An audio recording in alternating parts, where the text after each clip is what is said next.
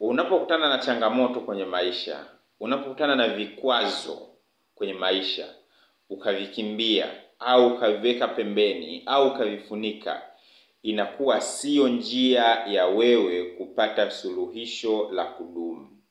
Badala yake unachokuwa umefanya ni kwamba unakuwa tu umeviweka pembeni kwa muda. Hivi vikwazo baadaye vinaweza kuripuka, baadaye vinaweza vikajitokeza na vikawa na madhara makubwa zaidi. Kumbe basi, badala ya wewe kukwepa vikwazo na kuviona kwamba huwezi kuvitatua, utakapokutana na kikwazo chochote, angalia ni nini unachoweza kufanya sasa hivi ambacho kinaweza kikakupelekea wewe kwenye kutatua hicho kikwazo na hiyo changamoto, ili uendelee kusonga mbele na uweze kufanya makubwa zaidi. Ni changamoto gani ambazo unakutana nazo kwenye maisha? Ni vikwazo gani ambavyo vinakuzuia wewe kuweza kufanya makubwa?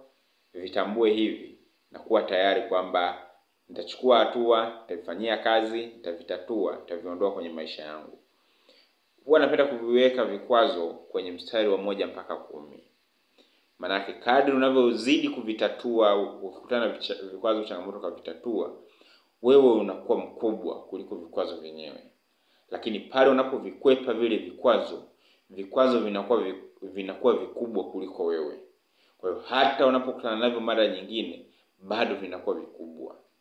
Lakini pale unapovitatua, ikitokea tena ukakutana navyo mara nyingine, huogopi chochote, kwa sababu unajua hiki kikwazo niliwahi kukutana nacho katika kipindi fulani cha maisha yangu, nikakifanyia kazi, nikakitatua, na sasa naendelea kusonga mbele. Sasa ni vikwazo gani ambavyo vinakutatiza kwenye maisha yako? Inawezekana kwenye mahusiano kuna vikwazo ambavyo vinakutatiza. Je, unachukua hatua gani kuvitatua? Kwenye biashara ni vikwazo gani ambavyo unakutana navyo? Je, unavikimbia, unavikwepa au unavifanyia kazi? Kwenye kazi kuna vikwazo ambavyo unakutana navyo, na je, unavikimbia au unavikwepa au unavifanyia kazi? Kwa vyovyote vile usikubali kukimbia vikwazo vyovyote vile unavyokutana navyo kwenye maisha yako ya kila siku.